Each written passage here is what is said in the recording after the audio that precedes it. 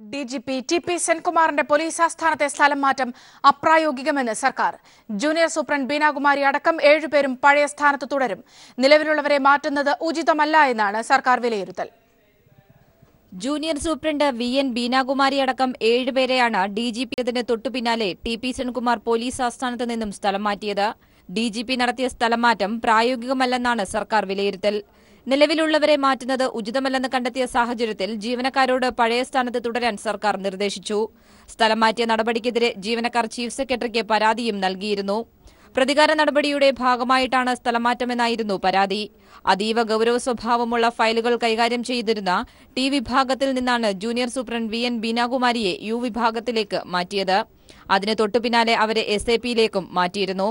Police ആസ്ഥാനത്ത് 3 വർഷമാകാതെ സ്ഥലം മാറ്റാനാകില്ല എന്ന മാനദണ്ഡവും ADGP കൈകാര്യം ചെയ്യേണ്ടതും ഒപ്പുവെക്കേണ്ടതുമായ ഫയൽ സെൻകുമാർ നേരിട്ട് ഒപ്പുവെച്ചുമായിരുന്നു ഉത്തരവിറക്കിയത്. DGP സെൻകുമാറിന്റെ വിശ്വസ്തനെയായിരുന്നു ബീനാകുമാരിക്ക് പകരമായി നിയമിച്ചതും. ചട്ടം ലംഘിച്ചുള്ള ജീവനക്കാരുടെ സ്ഥലം മാറ്റത്തിൽ പോലീസ് ആസ്ഥാനത്തെ ജീവനക്കാരും വലിയ പ്രതിഷേധം ഉയർത്തിയ സാഹചര്യത്തിലാണ് സർക്കാർ നടപടി. News bureau, Thiruvananthapuram. പോലീസ് ആസ്ഥാനത്തെ ജൂനിയർ സൂപ്രണ്ടിനെ മാറ്റിയതിൽ സെൻകുമാർ സർക്കാരിന് വിശദീകരണം നൽകി. സ്ഥലമാറ്റത്തിൽ തെറ്റില്ല എന്ന് സെൻകുമാർ ആഭ്യന്തര സെക്രട്ടറിക്ക് നൽകിയ വിശദീകരണത്തിൽ പറയുന്നു. പോലീസ് ആസ്ഥാനത്തെ കോൺഫിഡൻഷ്യൽ സെക്ഷനിലെ ജൂനിയർ സൂപ്രണ്ടായ ബീനയെ സ്ഥലം മാറ്റിയ തന്റെ നടപടിയിൽ തെറ്റില്ലെന്നാണ് DGP സെൻകുമാറിന്റെ പക്ഷം. ഇക്കാര്യം ചൂണ്ടിക്കാട്ടി സെൻകുമാർ ആഭ്യന്തര സെക്രട്ടറി സുബ്രത ബിശ്വാസിന് വിശദീകരണം നൽകി. ഒരേ ദിവസം 2 സ്ഥലത്തേക്ക് തന്നെ സ്ഥലം മാറ്റിയത് സെൻകുമാറിന്റെ പ്രതികാര നടപടിയാണെന്നാണ് ബീന നേരത്തെ ആഭ്യന്തര സെക്രട്ടറിക്ക് നൽകിയ പരാതിയിൽ പറഞ്ഞിരുന്നത്. ഒപ്പം സർക്കാർ ജീവനക്കാരുടെ സ്ഥലം മാറ്റവുമായി ബന്ധപ്പെട്ട് മുമ്പ് പുറത്തിറക്കിയ മാനദണ്ഡങ്ങളുടെ ലംഘനമാണ് DGP നടത്തിയതെന്നും ബീന പരാതിയിൽ ആരോപിക്കുന്നുണ്ട്. ബീനയുടെ പരാതിയുടെ അടിസ്ഥാനത്തിലാണ് ആഭ്യന്തര സെക്രട്ടറി സെൻകുമാറിനോട് വിശദീകരണം ചോദിച്ചത്. പുതിയ വിശദീകരണത്തോടെ DGP-യും DGP-ക്ക് കീഴിലെ ജൂനിയർ സൂപ്രണ്ടും നേരിട്ട് ഏറ്റുമുട്ടുന്ന സാഹചര്യത്തിനാണ് പോലീസ് ആസ്ഥാനം സംജാതമായിരിക്കുന്നത്. News bureau, Thiruvananthapuram. Vigilance director Loknath ബെഹ്റയ്ക്കെതിരെ വിജിലൻസ് കോടതിയിൽ പരാതി. സംസ്ഥാന പോലീസ് മേധാവിയായിരിക്കെ പോലീസ് സ്റ്റേഷനുകൾക്കെല്ലാം ഒരേ കമ്പനിയുടെ പെയിന്റ് അടിക്കാൻ ബെഹ്റ നിർദ്ദേശം നൽകി എന്നാണ് ഹർജിക്കാരനായ പായ്ച്ചിറ നവാസിന്റെ ആരോപണം. പരാതിയിൽ വിജിലൻസ് ഈ മാസം 20-നകം വിശദീകരണം നൽകണമെന്ന് തിരുവനന്തപുരം വിജിലൻസ് കോടതി നിർദ്ദേശം നൽകി.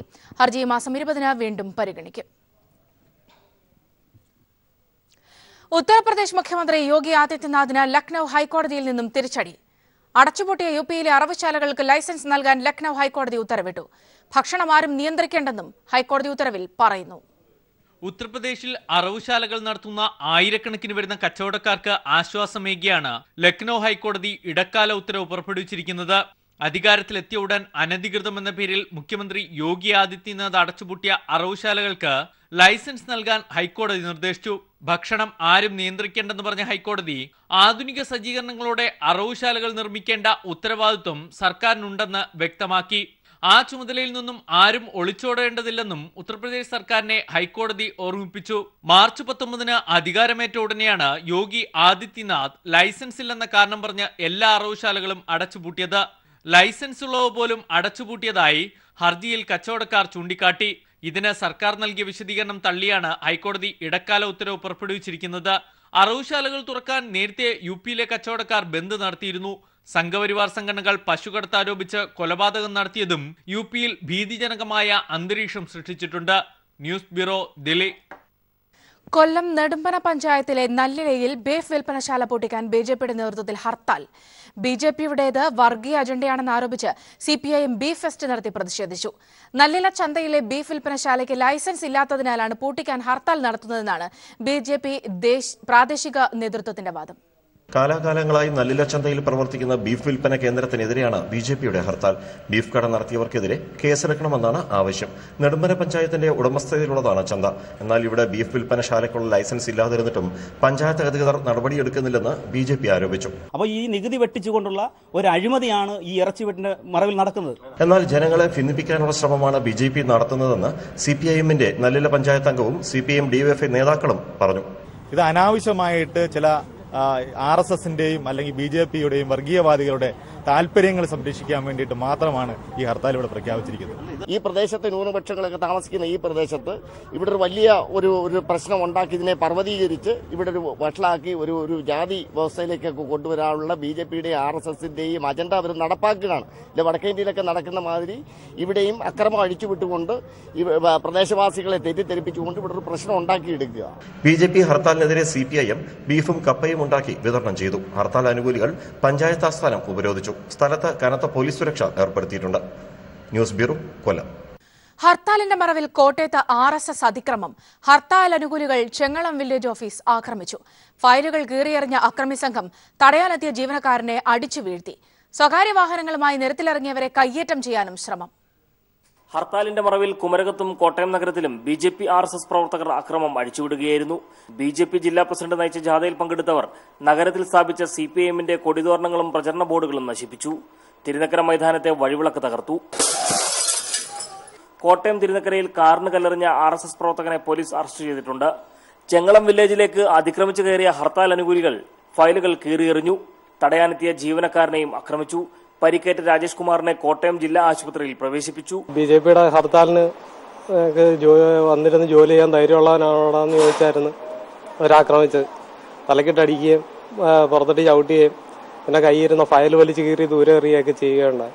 രാവിലെ നിരത്തിലിറങ്ങിയ സ്വകാര്യ വാഹനങ്ങളും പ്രാദേശിക സർവീസ് നടത്തുന്ന KSRTC വാഹനങ്ങളും RSS BJP പ്രവർത്തകർ തടഞ്ഞതും പോലീസുമായി വാക്കേറ്റത്തിനിടയാക്കി. നഗരത്തിലെ കടകമ്പോളങ്ങൾ അടഞ്ഞുകിടന്നെങ്കിലും ഗ്രാമപ്രദേശങ്ങളെ ഹർത്താൽ കാര്യമായി ബാധിച്ചില്ല. MG സർവകലാശാലയുടെ പരീക്ഷകളും മുടക്കമില്ലാതെ നടന്നു. News bureau, Kottayam.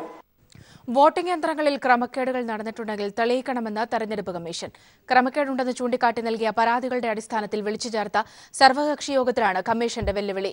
വോട്ടിംഗ് മെഷീനിലെ കൃത്രിമത്വം തെളിയിക്കാൻ ദേശീയ പാർട്ടികൾക്ക് കമ്മീഷൻ 2 ദിവസത്തെ സമയവും അനുവദിച്ചു. ജസ്റ്റിസ് കർണന്റെ മാപ്പപേക്ഷ സുപ്രീംകോടതി പരിഗണിച്ചില്ല.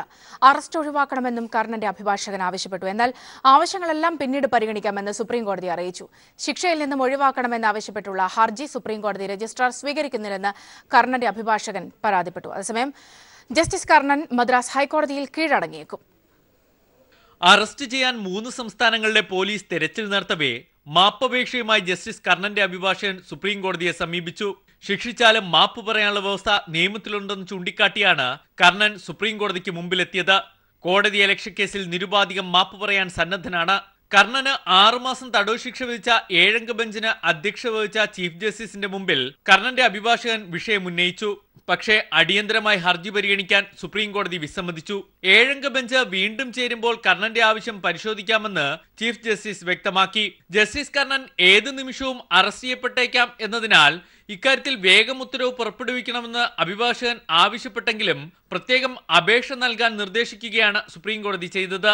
രാവിലെയും ഉച്ചയ്ക്കും വൈകിട്ടും ഇതേ ആവശ്യവുമായി വരുന്നത് എന്തിനെന്നും ചീഫ് ജസ്റ്റിസ് ചോദിച്ചു. സുപ്രീംകോടതി ഇടപെടാത്ത സാഹചര്യത്തിൽ കർണന്റെ നില വീണ്ടും പരിങ്ങലായി. അറസ്റ്റ് ഒഴിവാക്കാനുള്ള കർണന്റെ എല്ലാ നീക്കങ്ങളും പരാജയപ്പെടുകയാണ്. മാപ്പപേക്ഷ നേരത്തെ നടത്തിയിരുന്നുവെങ്കിൽ അറസ്റ്റ് വാറന്റ് സുപ്രീംകോടതി പുറപ്പെടുവിക്കില്ലായിരുന്നുവെന്നാണ് നിയമവിദഗ്ധർ ചൂണ്ടിക്കാട്ടുന്നത്. News bureau, Delhi. നീചവും നിന്ദ്യവുമായി വിവാഹമോചന രീതിയാണ് തലാഖ് എന്ന് സുപ്രീംകോടതി കുറ്റപ്പെടുത്തി. ഇഷ്ടമില്ലാത്ത വധശിക്ഷ നിയമപരമായി നിലനിൽക്കുന്നത് പോലെയാണ് മുത്തലാഖ് വ്യക്തി നിയമമായി തുടരുന്നതെന്ന് ചീഫ് ജസ്റ്റിസ് അധ്യക്ഷനായ ബെഞ്ച് ചൂണ്ടിക്കാട്ടി. മുത്തലാഖിനെതിരായ ഹർജിയിൽ വാദം തുടരവെയാണ് ഭരണഘടനാ ബെഞ്ചിൽ നിന്നും സുപ്രധാന പരാമർശങ്ങൾ ഉണ്ടായത്. ഭരണഘടന ഉറപ്പു നൽകുന്ന തുല്യതാ നിയമത്തിന് വിരുദ്ധമാണ് മുത്തലാഖെന്ന് മുതിർന്ന അഭിഭാഷകൻ രാംജത്മലാനി ചൂണ്ടിക്കാട്ടി. മുത്തലാഖിനെതിരായ ഹർജിയിൽ 2-ാം ദിവസവും തുടർന്ന വാദത്തിൽ തലാഖ് ചൊല്ലി മൊഴി ചൊല്ലുന്ന രീതിക്കെതിരെ ഭരണഘടനാ ബെഞ്ചിൽ നിന്നും കടുത്ത പരാമർശമുയർന്നു. മുസ്ലിം മതവിശ്വാസങ്ങൾക്കിടയിൽ നിലനിൽക്കുന്ന നീചവും നിന്ദ്യവുമായ വിവാഹമോചന രീതിയാണ് മുത്തലാഖ്. റദ്ദാക്കിയാൽ അതുണ്ടാക്കുന്ന സാമൂഹ്യ പ്രത്യാഘാതത്തെക്കുറിച്ച് പരിശോധിക്കേണ്ടി വരും. മുസ്ലിങ്ങൾക്ക് മറ്റേതെങ്കിലും രീതിയിലുള്ള വിവാഹമോചന രീതി ഉണ്ടോയെന്നും കോടതി ചോദിച്ചു.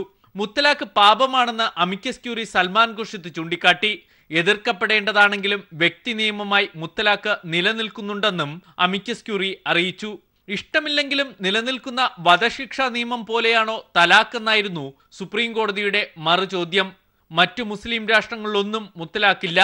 പാപമാണെങ്കിൽ പിന്നെന്തിനാണ് തുടരുന്നതെന്ന് കോടതി ചോദിച്ചു. പാപം ചെയ്യാൻ ഒരു മതവും അനുവദിക്കുന്നില്ല. ഭരണഘടനയുടെ ആർട്ടിക്കിൾ 14 സ്ത്രീക്കും പുരുഷനും ഉറപ്പു നൽകുന്ന തുല്യതയ്ക്ക് വിരുദ്ധമാണ് മുത്തലാഖെന്ന് മുതിർന്ന അഭിഭാഷകൻ രാം ജത്മലാനി വാദിച്ചു. തലാഖ് വഴിയുള്ള വിവാഹമോചനത്തിന് ഉഭയകക്ഷി സമ്മതമില്ല, പുരുഷനാണ് ആധിപത്യം. ലിംഗസമത്വത്തിനാണ് പ്രാമുഖ്യം നൽകുന്നതെന്ന് കേന്ദ്ര സർക്കാരിന് വേണ്ടി ഹാജരായ additional solicitor general Tushar Mehta പറഞ്ഞു. തലാഖും ബഹുഭാരിത്വവും അതുകൊണ്ട് തന്നെ കേന്ദ്ര സർക്കാർ അംഗീകരിക്കുന്നില്ല. News bureau, Delhi. National Herald കേസിൽ കോൺഗ്രസ് അധ്യക്ഷ സോണിയാഗാന്ധിക്കും ഉപാധ്യക്ഷൻ രാഹുൽ ഗാന്ധിക്കും കനത്ത തിരിച്ചടി. ഇരുവർക്കുമെതിരെ ആദായനികുതി വകുപ്പിന് അന്വേഷണം നടത്താമെന്ന് ദില്ലി ഹൈക്കോടതി ഉത്തരവിട്ടു. ഇതിനെതിരെ സുപ്രീംകോടതിയെ സമീപിക്കാനാണ് കോൺഗ്രസിന്റെ തീരുമാനം. രാഹുൽ ഗാന്ധിക്കും സോണിയാഗാന്ധിക്കും 73% ഓഹരി പങ്കാളിത്തമുള്ള young India company national herald പത്രത്തിന്റെ ഉടമസ്ഥരായ അസോസിയേറ്റ് ജേർണൽസ് ലിമിറ്റഡ് എന്ന കമ്പനി ഏറ്റെടുത്തതിൽ കോടിക്കണക്കിന് രൂപയുടെ സാമ്പത്തിക ക്രമക്കേടുകളും വഞ്ചനയും നടന്നുവെന്നതാണ് BJP നേതാവ് സുബ്രഹ്മണ്യ സ്വാമി നൽകിയ പരാതി. ഈ കേസിന്റെ നടപടികൾ ദില്ലി പാട്യാല ഹൌസ് കോടതിയിൽ തുടരുന്നതിനിടെ ആദായനികുതി വകുപ്പും അന്വേഷണം ആരംഭിച്ചിരുന്നു. ആദായനികുതി വകുപ്പിന്റെ നടപടികൾ തടയണമെന്നാവശ്യപ്പെട്ട് യങ് ഇന്ത്യ കമ്പനി നൽകിയ ഹർജിയാണ് ജസ്റ്റിസുമാരായ S. മുരളീധർ, ചന്ദ്രശേഖർ എന്നിവരുൾപ്പെട്ട ബെഞ്ച് തള്ളിയത്. അന്വേഷണം തുടരാൻ ആദായനികുതി വകുപ്പിന് ഹൈക്കോടതി അനുമതി നൽകി. ആദായനികുതി വകുപ്പിന്റെ ഏകപക്ഷീയമായ അന്വേഷണം അംഗീകരിക്കില്ലെന്നും സുപ്രീം കോടതിയെ സമീപിക്കുമെന്നും കോൺഗ്രസ് നേതൃത്വം അറിയിച്ചു. സോണിയയെയും രാഹുലിനെയും കൂടാതെ കോൺഗ്രസ് നേതാക്കളായ മോട്ടിലാൽ വോറ, ഓസ്കാർ ഫെർണാണ്ടസ്, സാം പിത്രോദ, സുമൻ ദുബെ എന്നിവരും നാഷണൽ ഹെറാൾഡ് കേസിൽ പ്രതികളാണ്. കേസിൽ സോണിയാഗാന്ധിയും രാഹുൽ ഗാന്ധിയും നേരത്തെ ദില്ലി പാട്യാല ഹൌസ് കോടതിയിൽ നേരിട്ട് ഹാജരായി ജാമ്യമെടുത്തിരുന്നു. News bureau, Delhi. അതിരപ്പള്ളി പദ്ധതി നടപ്പാക്കാൻ സാധ്യത കുറവാണെന്ന് മന്ത്രി MM മണി. പദ്ധതിയെക്കുറിച്ച് സംസാരിക്കാൻ പോലും സാധിക്കാത്ത അവസ്ഥയാണുള്ളതെന്നും എന്ത് ചർച്ച ചെയ്താലും വിവാദമാകുന്ന സാഹചര്യമാണെന്നും മന്ത്രി പറഞ്ഞു. സാധ്യതയുള്ളതാണ് വലിയ വിവാദമാണ്. ഏതാ ആതിരപ്പള്ളി, അതിനെപ്പറ്റി നമ്മൾ ചർച്ച ചെയ്യുന്നത് തന്നെ പ്രശ്നമാണ്. തമാശ പറയല്ല, അതൊരു വലിയ വിവാദമാണ്. അതുമായി ബന്ധപ്പെട്ട് നാനാതരം വിവാദങ്ങളുണ്ട്, പ്രശ്നങ്ങളുണ്ട്. അതുകൊണ്ട് തൽക്കാലം അതൊന്നും നടക്കാനുള്ള യാതൊരുവിധ സാധ്യതകളുമില്ല. നോർക്ക വകുപ്പിന്റെ ആഭിമുഖ്യത്തിൽ ലോക കേരള സഭ സംഘടിപ്പിക്കുന്നു. ഉദ്ഘാടനം അടുത്ത വർഷം ആദ്യം തിരുവനന്തപുരത്ത് നടത്താൻ മുഖ്യമന്ത്രി പിണറായി വിജയന്റെ അധ്യക്ഷതയിൽ ചേർന്ന നോർക്ക ഗവേണിംഗ് ബോർഡ് യോഗം തീരുമാനിച്ചു.